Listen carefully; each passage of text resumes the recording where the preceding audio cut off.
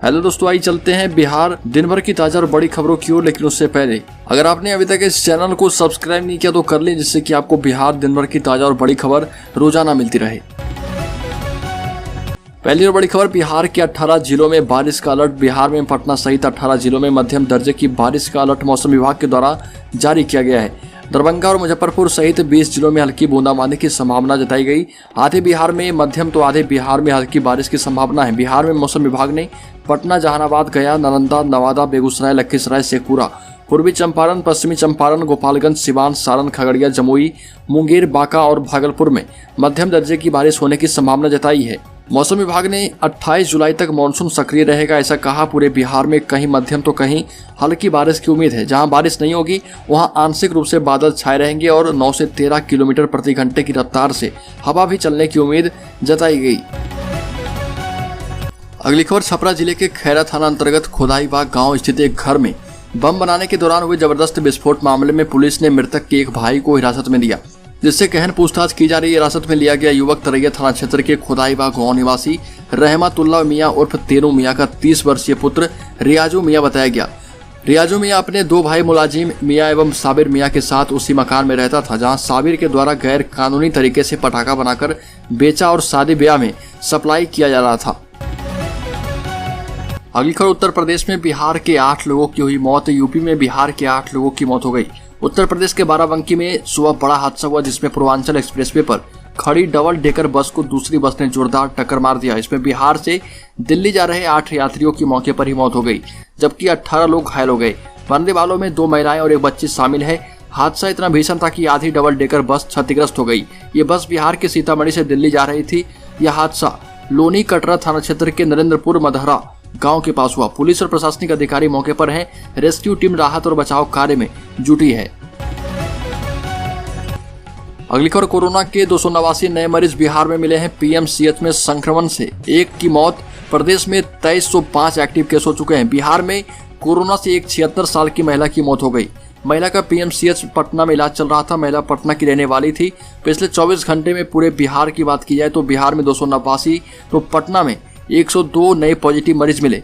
वहीं सहरसा में 37, सुपौल में 21, अररिया में 20, गया में 15 और रोहतास जिले में 13 नए मरीज पाए गए। बिहार में अभी 2305 एक्टिव केस है, जिनका इलाज विभिन्न अस्पतालों में चल रहा।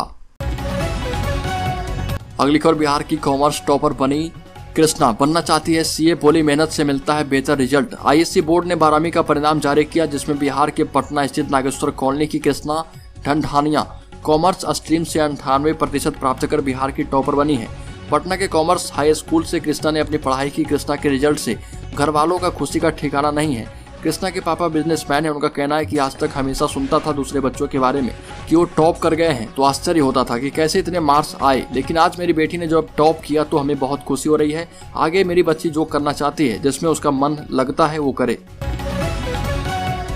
अगली खबर, स्कूलों में एडीएम का चूल्हा बंद कर सड़क पर उतरी रसोइया। आपको बता दें कि सरकारी स्कूलों में मध्याह्न भोजन योजना की जिम्मेदारी संभालने वाली रसोइया ने अपना कामकाज बंद रखा।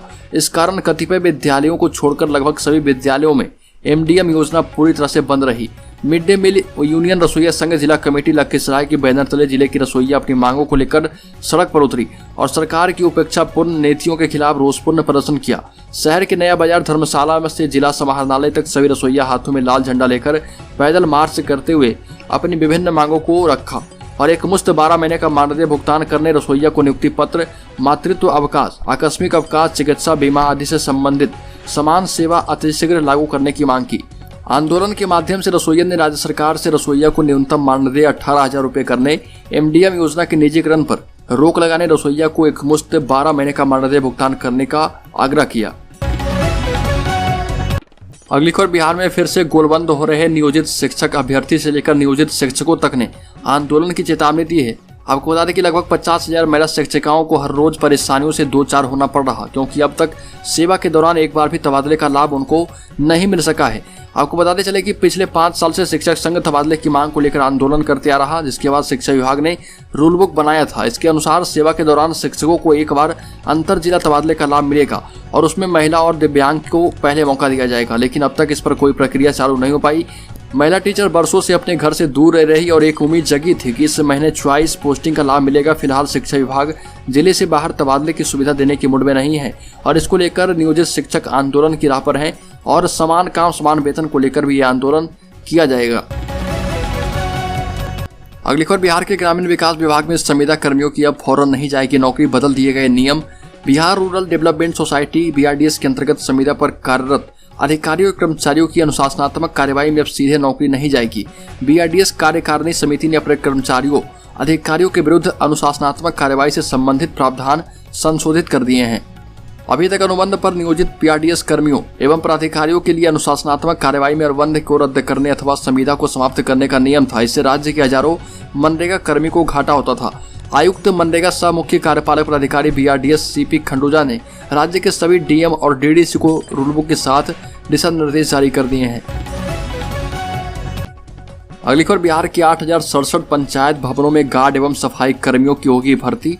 पंचायत सरकार भवनों में सफाई कर्मी और गार्ड की तैनाती की जाएगी ताकि भवन और उनमें रखे उपस्कर आदि की रक्षा हो सके। साथ ही भवन की साफ सफाई नियमित रूप से होती रहे, इसको लेकर पंचायती राज विभाग प्रस्ताव तैयार कर रहा। संविदा पर इनकी नियुक्ति की जाएगी। विभाग के द्वारा प्रस्ताव तैयार करने के बाद इस पर कैबिनेट की स्वीकृति ली जाएगी। कैबिनेट की स्वीकृति मिलने के बाद गार्ड और सफाई कर्मियों के चयन की प्रक्रिया शुरू होगी। हालांकि इनके चयन का आधार क्या होगा और कितनी राशि इन्हें मानदेय के रूप में दी जाएगी ये भी तय नहीं है। अंतिम निर्णय लिया जाना अभी बाकी है। विभागीय पदाधिकारी बताते हैं कि पंचायत सरकार भवनों में कंप्यूटर, पंखे, कुर्सी, टेबल, फाइलें आदि रहती है और इनकी सुरक्षा बेहद जरूरी है। भवन और परिसर बिल्कुल साफ सुथरे रहें, इसके लिए वहाँ कर्मी की तैनाती आवश्यक है और इसी को देखते हुए बिहार में 8,000 से अधिक पंचायत भवनों में गार्ड एवं सफाई कर्मियों की नियुक्ति की जाएगी। अगली खबर, राज्य के अन्य विभागों में बहाल संविदा कर्मियों की तरह ही बिहार के ग्राम कचहरी न्याय मित्र एवं सचिवों के कार्यकाल का विस्तार 60 वर्ष करने एवं मासिक मानदेय में वृद्धि किए जाने की मांग ग्राम कचहरी न्याय मित्र एवं सचिव संघ ने की। सौंपे गए मांग पत्र में कहा गया कि वर्ष 2007 से वो लोग ग्राम कचहरी न्याय मित्र एवं सचिव पद के दायित्व का निर्वहन कर रहे। इन 13 वर्षों में आम लोगों के बीच ग्राम कचहरी के प्रति आमजन का विश्वास कायम हो चुका है।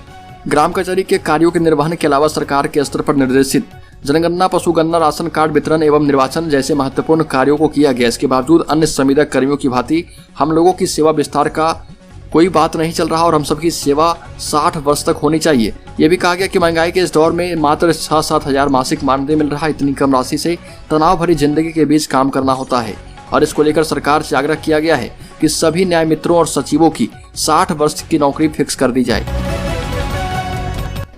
अगली खबर, राष्ट्रीय जनता दल के सुप्रीमो लालू प्रसाद यादव के करीबी और पार्टी के प्रदेश अध्यक्ष जगदानंद सिंह के बयान पर अब सियासत तेज हो गई है। राजद के प्रदेश अध्यक्ष द्वारा CM नीतीश कुमार की पार्टी जदयू का RJD में विलय करने के बयान में अब सियासी रंग लेना शुरू कर दिया है। जगदानंद सिंह ने बयान दिया था कि जदयू को RJD में विलय कर देना चाहिए। JDU के उपेंद्र कुशवाहा ने कहा कि राजद के प्रदेश अध्यक्ष पर उम्र का असर हो गया है, वो सठिया गए। और आपको बता दें कि जदयू संसदीय बोर्ड के राष्ट्रीय अध्यक्ष उपेंद्र कुशवाहा ने जगदानंद सिंह पर हमला बोलते हुए कहा कि राजद के प्रदेश अध्यक्ष पर बुढ़ापे का असर हो गया है। दरअसल कुशवाहा गत दिनों राजद प्रदेश अध्यक्ष के द्वारा दिए गए बयान पर पूछे गए सवाल का जवाब दे रहे थे। अगली खबर, बिहार में मंकी पॉक्स पर अलर्ट मोड में स्वास्थ्य विभाग। WHO की तरफ से मंकी पॉक्स को वैश्विक आपातकाल घोषित करने और भारत में कम से कम 4 मामलों का पता चलने के साथ ही स्वास्थ्य विशेषज्ञों ने लोगों को इस अत्यधिक संक्रामक बीमारी के प्रति आगाह किया और कहा कि 74 देशों में 17,000 से अधिक लोग पहले ही मंकी पॉक्स से प्रभावित हो चुके हैं और इस साल दिसंबर के अंत तक यह आंकड़ा 1 लाख तक पहुंचने की उम्मीद है। इसको लेकर बिहार का स्वास्थ्य महकमा भी अलर्ट है। खास तौर पर एयरपोर्ट और इसके आसपास कड़ी निगरानी रखी जा रही। स्वास्थ्य विभाग पटना, बोधगया और दरभंगा एयरपोर्ट पर इसके लिए लगातार अलर्ट मोड पर है।